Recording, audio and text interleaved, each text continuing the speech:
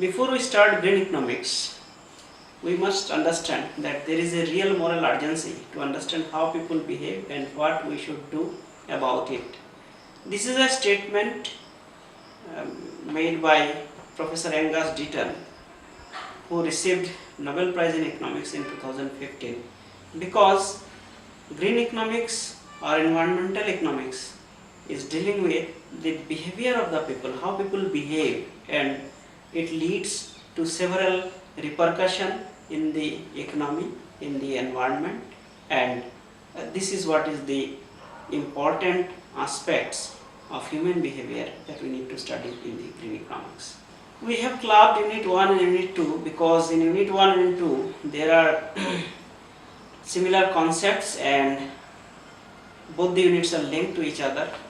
So we deal with the concept of green economics, why we need to study green economics, what is green economics and what are its intellectual roots.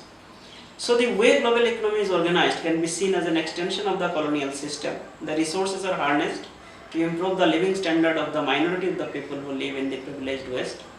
The rights of people living in South to an equal share in the planet's resources should be respected. Even within Western societies, there are gross inequalities between people. The richest have continued to get richer. Wealth distribution is more unequal than income distribution. Deprived communities suffer the worst effects of environmental degradation. For green economists, exploitation of the planet's resources is as unacceptable as exploitation of the people who live on it. The failure to respect the planet has led to the problems as diverse as climate change and desertification. In order to address these problems, green economics suggests that we need a completely different attitude towards meeting our needs. So this involves respecting ecology and living in balance with nature.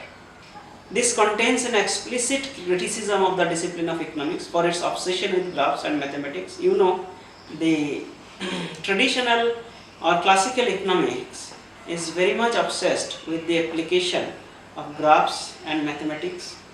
Green economics begins with people and their concerns rather than theories or mathematical construction of reality. Green economics also extends the circle of concern beyond our single species to consider the whole system of planet Earth with all its complex ecology and its diverse species. To understand why we need to study green economics, this figure illustrates how green economics views the formal economy as embedded within a system of social structure and only a very small part of economic activity. For mainstream economists, the only part of the diagram that matters is the formal economy, which they call the circular flow. We need to go beyond the circular flow. They ignore the social and environmental setting within which these exchanges between the households, business takes place. But in reality, these transactions are embedded within the social relationships. Very clearly, we can see that the formal economy, where business and the households transaction takes place between the business and household, that is the traditional circular flow of income. But green economics goes beyond that to the social resources, resources in the economy and also natural resources. So the circular flow has been extended to the natural resources and natural resource economy. It is inherently concerned with social justice. For a green economist, equality and justice are at the heart of what we do and take precedence over the considerations such as efficiency. Many of the contributors to green economics have a history of work in development economics. They forge an international economy that addresses the concerns of the entire world's peoples equally. Green economics has emerged from environmental campaigners and green politicians because of their need for it. It has grown from the bottom up and from those who are building a sustainable economy in practice rather than from abstract theories. Green economics is not as yet an academic discipline within a major place in the universities. The obvious problems being caused by economic growth have not been ignored by academics. Conventional economics considers environmental impact to be an externality, something outside its concern. Environmental economists were keen to bring these negative impacts back within the discipline. However, they still approach the subject in a scientific and measurement-based way. For example, using shadow pricing to measure how much people were concerned about noise pollution or the loss of the habitat. Ecological economics attempts to bridge the gap between the two separate disciplines of ecology and economics. It is thus firmly rooted in ecology, which is also the basis of green economics. In this table, you can see very clearly the distinction between environmental economics and ecological economics. Conventional economics focuses almost exclusively on quantity, whereas green economics are more concerned with quality of human life. So there is a dimensional shift from quantity to quality. The prime motivator of economic activity is growth, but this is measured in a very narrow way, purely in terms of economic activity in earlier economic thought. But green economic thought is one alternative to the market economics. Greens recognize the limits to growth, that we must be particularly concerned about the way the existing resources are distributed. For this reason, concerns with equity are as central to green economics as concerns for the planet. For many Greens, an interest in economics is grew out of a concern for poverty, either in the richer economies of the West or in the context of the South. Inability of conventional economics and global trade to solve the problems of global poverty. Green economics see globalization as a system for entrenching an unfair global distribution of resources. The real impetus pushing green economics towards the center of political debate is climate change. The intellectual roots of green economics are the Greeks, socialists and anarchists.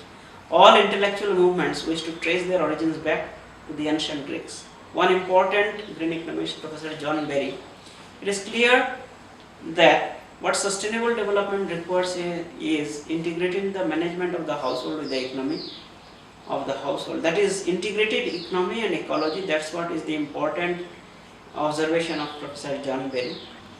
The moral system known as virtue ethics is derived from the philosophical focus on what is required for individual in order to live a good life.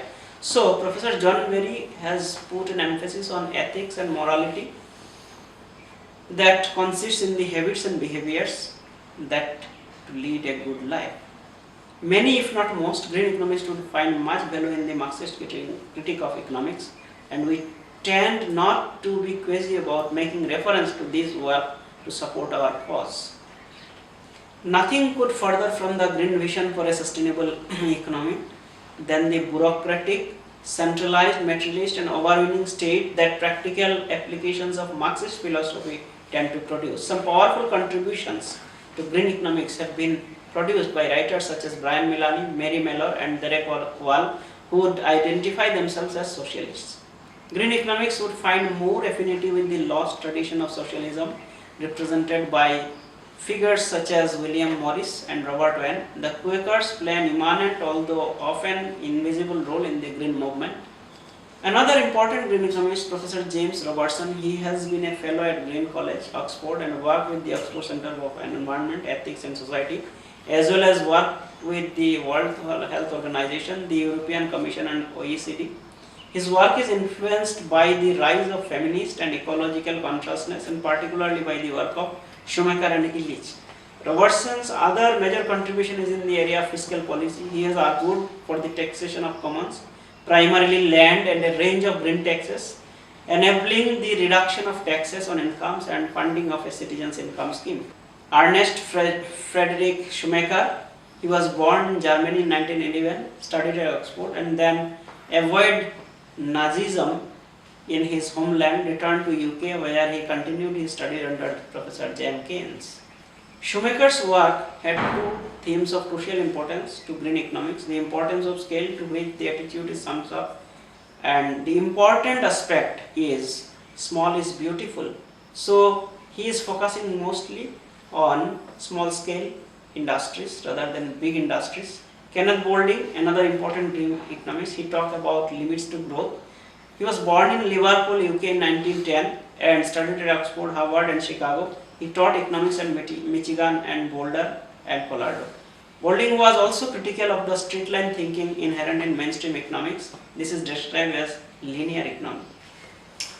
Hazel Henderson is an important green economist. He has given the concept of love economy. Hazel Henderson was born in Bristol, UK in 1933 and has worked at the University of California as well as advising the US government. So in his concepts of love economy, you can see in this figure that there are private sectors, there are public sectors, and beyond that there is love economy and mother nature.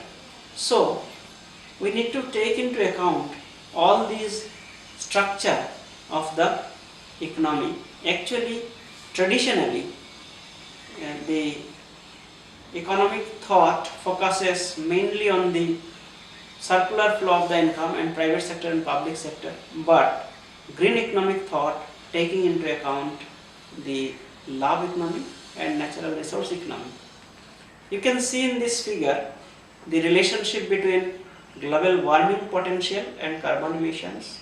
Very interestingly, you see the global warming potential is going hand in hand with carbon emissions. So as emissions increases, the global warming potential also increases. This is a serious concern that has been addressed by the green economics, and the business organizations, managers, policymakers and the government, all concerned within the economy, must understand this important phenomena and how to mitigate these emissions, carbon emissions, and achieve the green economic outcome.